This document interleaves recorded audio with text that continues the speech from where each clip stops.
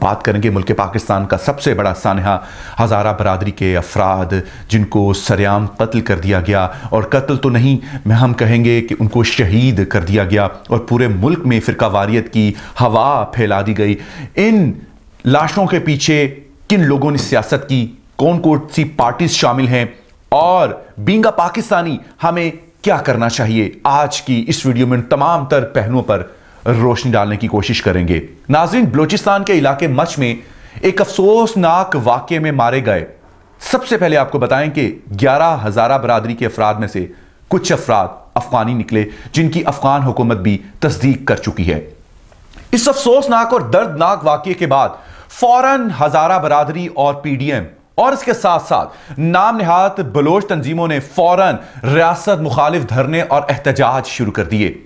दुख और तकलीफ हमें भी है, बल्कि पूरी रियासत इस गम में बराबर की शरीक है, लेकिन PDM के साथ बैठाकर रियासत को ब्लैकमेल करने से गुरेज करना चाहिए था। रियासत का इनसे अब पूछना यह बनता है कि आखिर ये अफगानी हज़ारा बरादरी के साथ पाकिस्तान में क्या कर रहे थे। शहीद तो चंद रोज पहले पाकिस्तान के कई मुहाफिज भी हुए, बल्कि रोज हो रहे हैं। भारतीय दहशतगर्दी की बुज़दिलाना कार्रवाइयों में आम लोग, उलमा, सिक्योरिटी फोर्सेस, अहले तशव्वुफ और सुन्नी दोनों को ही नुकसान उठाना पड़ रहा है। मगर आप लोग PDM को गले लगाकर रियासत मुखालिफ प्रोपेगेंडा क्यों शुरू कर रहे थे, जबकि इस बात का जिक्र ही नहीं कि मरने वाले कुछ लोग अफगानी हैं। याद रहे कि इस हमले की जिम्मेदारी दाइश ने कबूल की है, जबकि सब ही जानते हैं कि अफगानिस्तान में दाइश के मास्टरमाइंड अफगान NDS है। ऐसे में हज़ारा में अफगानियों समेत 11 अफराद का कत्ल और पाकिस्तान मुखालिफ प्रोपेगेंडा, PDM की शमूलियत इस वाक़े को मजीद मशकूक कर देती है। मैं फिर यह बात दोहरा रहा हूं कि हर इंसानी जान बेहद कीमती है, चाहे अफगानी हो या पाकिस्तानी, लेकिन जहां दहशतगर्दी में सबको यकसा ही नुकसान उठाना पड़ा, वहां एक तबके का रियासत के ही खिलाफ महाज खोलना तशवीशनाक और मशकूक है।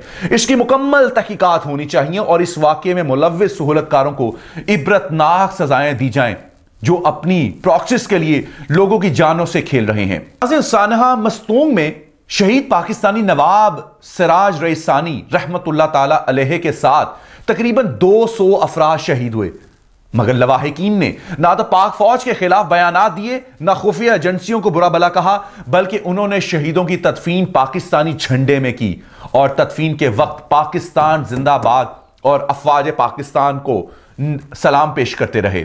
वही बलोचिस्तान था।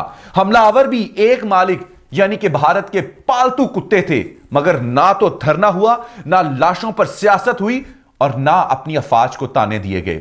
सिर्फ अर्ज यह है कि लाशों को अपनी सियासी मुतालबात के लिए इस्तेमाल करना मुनासिब नहीं था।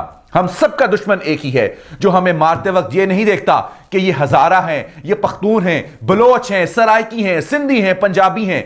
वो हमें पाकिस्तानी समझकर मारता है और हम हर वार के बाद मुत्तहिद होने के बजाय आपस में लड़ते झगड़ते रहते हैं।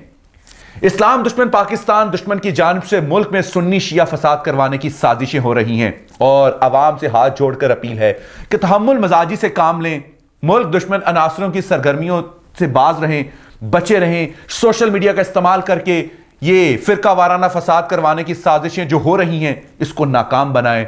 अपने मुल्क पाकिस्तान के साथ मुत्तहिद रहें, पाक फौज के शाना बशाना खड़े हों। मुझे दीजिए इजाजत। अल्लाह हाफिज।